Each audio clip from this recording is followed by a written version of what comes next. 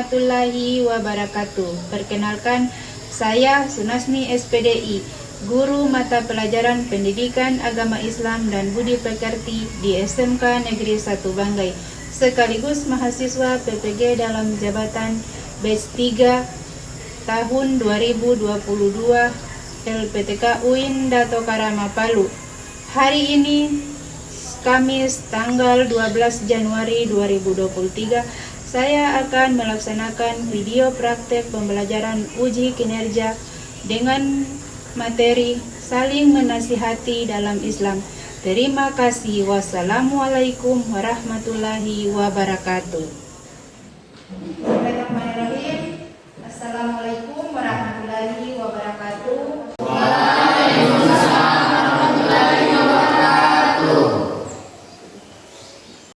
Puji syukur kita panjatkan kehadirat Allah Subhanahu wa Ta'ala, karena dengan rahmat dan izinnya lah maka hari ini kita masih sempat bertemu untuk mengikuti proses pembelajaran pada hari ini. Sebelum kita memulai pelajaran, alangkah baiknya kita awali dengan doa yang akan dipimpin oleh ketua kelas. Kepada ketua kelas dipersilahkan. Sebelum kita belajar, marilah kita berdoa bersama-sama. Berdoa dimulai. Bismillahirrahmanirrahim. Alhamdulillahirabbil alamin. Ar-Rahmanir-Rahim. Maliki yaumiddin. Iyyaka na'budu wa iyyaka nasta'in. Ihdinas siratal mustaqim. Siratal ladzina an'amta 'alaihim ghairil maghdubi 'alaihim waladdallin. Amin. Bismillahirrahmanirrahim. Raditu billahi rabban wa bil islami dinan wa bil muhammadin nabiyya wa rasulah. Rabbi zidni ilman warzuqni fahman. Roh selesai. Hadir semua pagi ini? Hadir semua? Ya.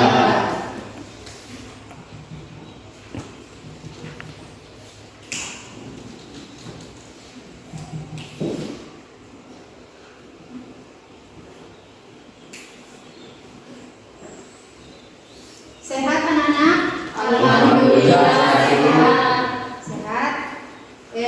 Sebelum kita memulai pelajaran, mungkin di sini ada yang punya kakak atau orang tua yang seperti kita ketahui di luar sana ada misalnya menjelang maghrib ada yang datang bertamu ke rumah kita untuk sekedar silaturahmi, mengajak kita ke arah yang lebih baik ya. Dalam artian ini melaksanakan sholat pada waktu itu ada. Biasa kita kenal di masyarakat kita itu apa? Mereka itu kita sebut apa? Atau kita kenal sebagai apa mereka? Jemaat tabligh. Jemaat tabligh. Ya. Ya, jemaat tabligh. Berkaitan dengan pembelajaran kita, yaitu tentang saling menasihati dalam Islam.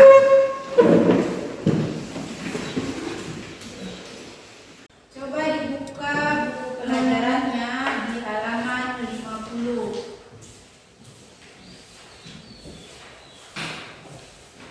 Sudah? Sudah? Sebelum kita mempelajari lebih lanjut, alangkah baiknya kita mengetahui dulu tujuan pembelajaran yang harusnya kita capai setelah kita belajar nanti. Di sini ada beberapa tujuan pembelajarannya. Yang pertama, setelah mengikuti proses pembelajaran, peserta didik diharapkan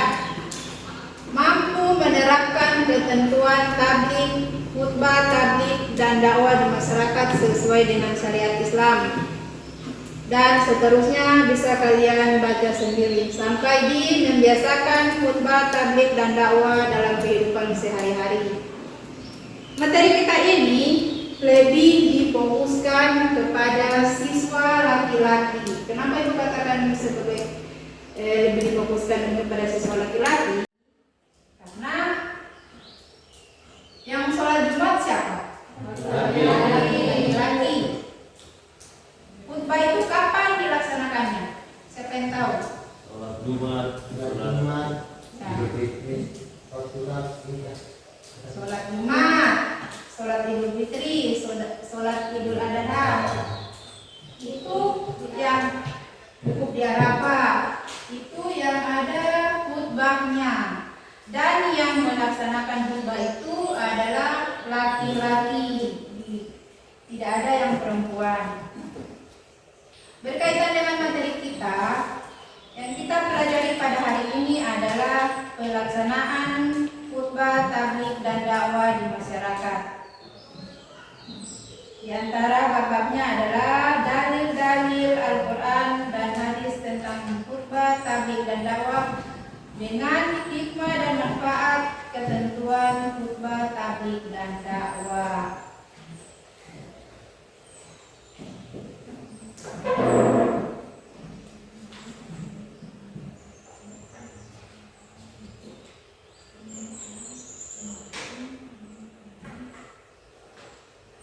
Sementara kompetensi dasar yang harus kita capai adalah yang pertama, menerapkan ketentuan dakwah tabligh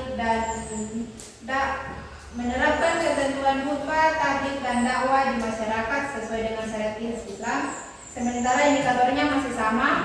Dan yang kedua, menjaga kebersamaan dengan orang lain dengan saling menasihati melalui khutbah tabligh dan dakwah. Di indikatornya juga masih sama. Dan yang ketiga, di kompetensi dasarnya adalah menganalisis pelaksanaan khutbah tabligh dan dakwah. Sementara di indikatornya ada beberapa 1, 2, 3, 4, 5, 6. Ada 6 indikator yang harus kita capai setelah kita mempelajari materi saling menasihati dalam Islam. Indikator yang pertama adalah menjelaskan pengertian khutbah, tabligh dan dakwah. Yang kedua, menjelaskan dalil yang menerangkan tentang khutbah, tabligh dan dakwah. Dan yang ketiga, membedakan antara khutbah, tabligh dan dakwah, menjelaskan ketentuan syariat dalam pelaksanaan khutbah, tabligh dan dakwah, menganalisis hikmah dan manfaat ketentuan khutbah, tabligh dan dakwah, menyimpulkan hikmah, tabligh dan manfaat ketentuan khutbah, tabligh dan dakwah. Tapi di pertemuan kali ini kita baru membahas tentang pengertiannya dan dalil-dalil yang menyertai khutbah, tabligh dan dakwah. Di pertemuan selanjutnya baru kita lanjut dengan hikmah dan tujuan dari tabligh, dakwah, tabligh, khutbah, tabligh dan dakwah.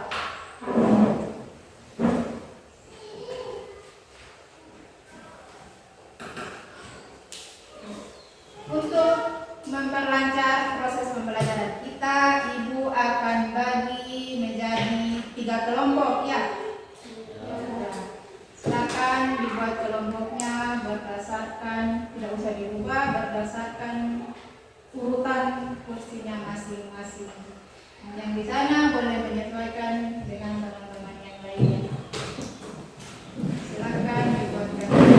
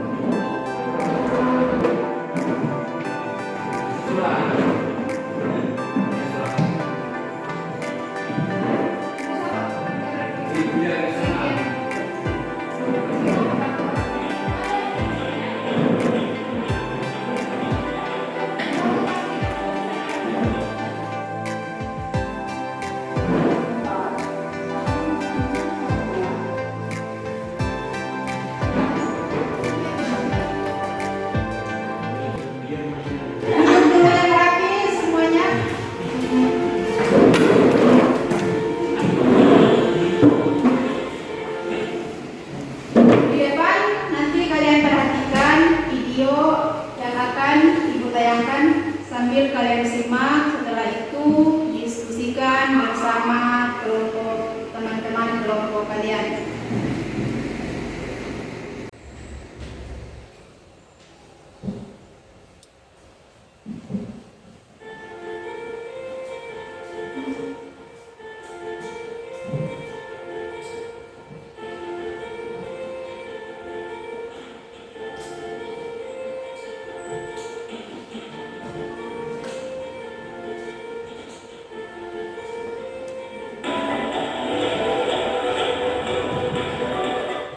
Bab 4. Saling menasihati dalam Islam. A. Pengertian khotbah, tabligh, dan dakwah. Bacalah membuka renung hati pada scroll berikut ini.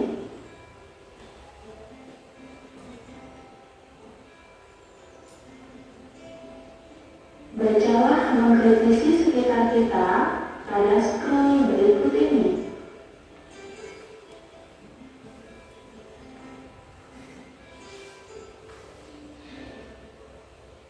Makna khotbah, tabligh, dan dakwah Termasuk Islam di pengertian dua tabligh dan dakwah. menyampaikan pesan kepada orang lain. Secara etimologi, nuggewi atau bahasa, makna ketiganya dapat diuraikan sebagai berikut.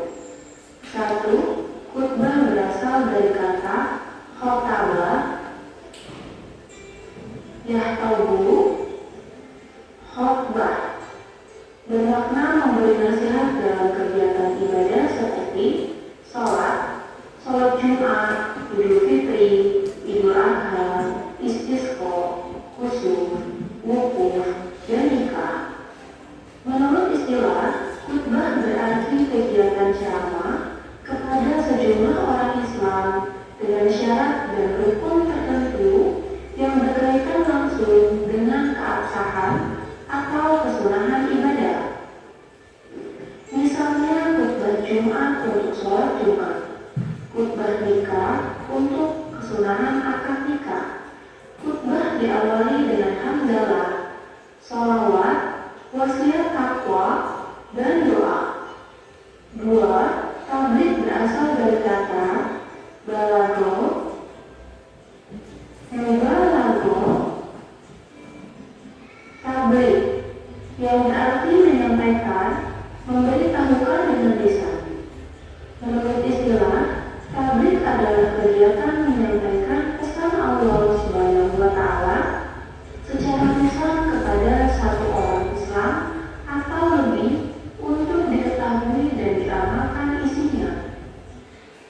Misalnya Rasulullah SAW memerintahkan kepada sahabat yang datang di majelisnya untuk menyampaikan suatu ayat kepada sahabat yang tidak hadir. Kliklah button gambar di atas.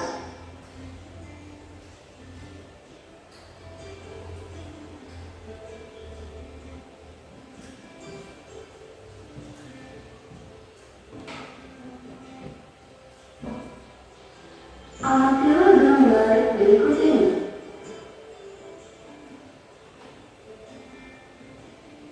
Ini ada contoh-contoh tentang orang yang melaksanakan dakwah.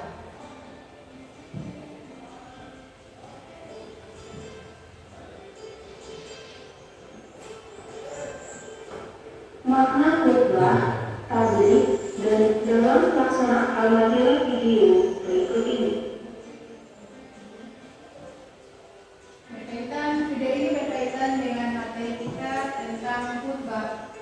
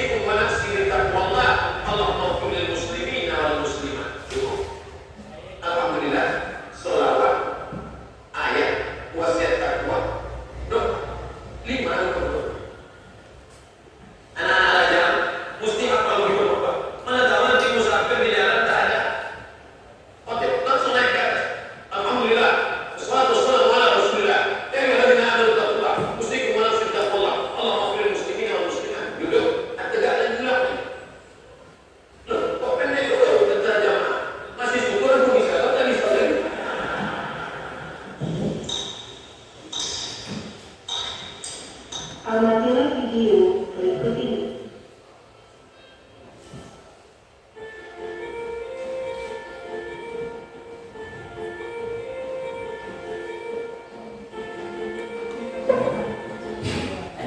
Setelah menonton video tadi, kalian sudah memperhatikan dengan seksama. Sekarang tugas kalian, silakan buat resume dari hasil yang kalian peroleh berdasarkan tayangan tadi. Misalnya, apa yang kalian ketahui tentang dakwah itu sendiri atau khutbah? Silakan dibuatkan resume berdasarkan kelompoknya masing-masing.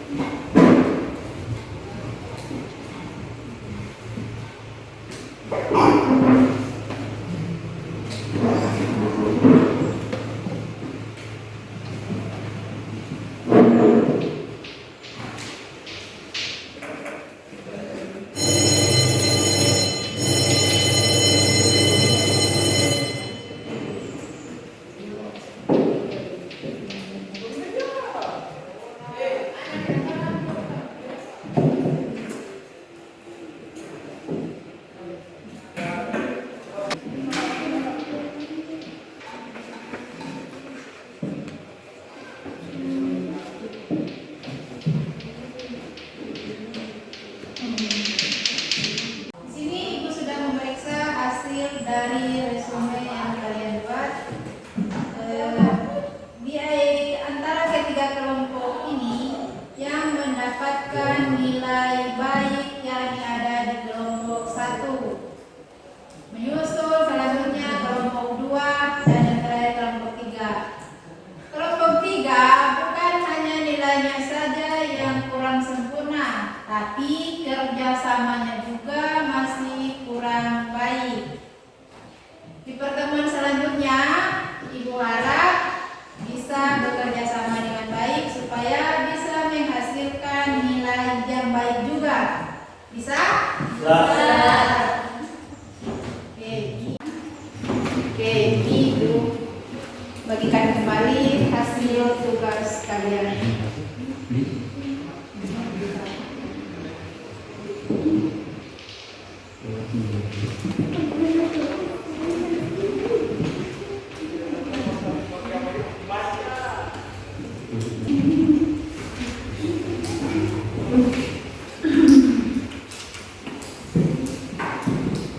Setelah mempelajari dan menyimak bersama materi kita pada hari ini, masih ada yang belum dimengerti tentang khutbah? Masih ada yang belum mengerti tentang khutbah, tentang pengertiannya? Sudah, kalau sudah paham, Ibu cek kembali apa yang disebut dengan khutbah itu sendiri. Ayo, siapa yang bisa? Khutbah khutbah adalah memberi nasihat dalam kegiatan ibadah seperti salat Jumat, salat Idul Fitri, salat Idul Adha, dan salat-salat lainnya. Salat-salat lainnya itu termasuk di dalamnya salat sehari-hari, ada di khutbah nikah. Ya. Waktu pernikahan berlangsung ada juga khutbah nikahnya yang merupakan salah satu sunnah dari perkawinan itu sendiri. Kalau tabligh, siapa yang bisa menjelaskan? Ayo, satu orang. Ya, silakan. Tabligh berarti menyampaikan, memberitahukan kebenaran kepada orang lain. Tabligh dapat bersifat dua arah, yaitu saling berdiskusi dan lain sebagainya. Ya, yang biasa kita lihat di kenyataannya seperti yang dilakukan oleh para yang kita biasa kenal dengan jamaah tabligh, mendatangi rumah-rumah untuk mengajak kita sholat. Biasanya itu terjadi menjelang maghrib. Kalau dakwah itu biasa dilakukan oleh siapa saja? Silakan. Biasa para ulama, Ya, atau orang yang sudah dan ustazah. sudah mempunyai ilmu lebih tinggi, dalam artian bisa mempertanggungjawabkan apa yang disampaikannya. Ya. Oke, sampai di sini ada yang belum dipahami, silakan ditanyakan. Paham semuanya? Paham. Untuk pertemuan selanjutnya kita membahas kembali tentang dalil-dalil yang berkaitan dengan khutbah, tabligh, dan dakwah. Hari ini kita baru belajar tentang pengertiannya. Ya, kita lanjut di pertemuan selanjutnya. Untuk itu, sebelum kita tutup, tugas kalian di rumah adalah mengumpulkan informasi atau mencari dalam Al-Quran tentang dalil-dalil yang berkaitan dengan khutbah, tabligh dan dakwah itu sendiri. Supaya ketika kita masuk di pertemuan minggu depan, kalian sudah siap dengan materi yang akan kita bahas pada hari ini. Ya. Jadi ingat, tugas kalian di rumah adalah mencari dalil-dalil, entah itu ayat ataupun hadis yang berkaitan langsung dengan tabligh, khutbah dan dakwah. Ya. Kalau sudah, silakan kembali ke tempat duduk masing-masing. Posisinya dikembalikan kepada posisi semula.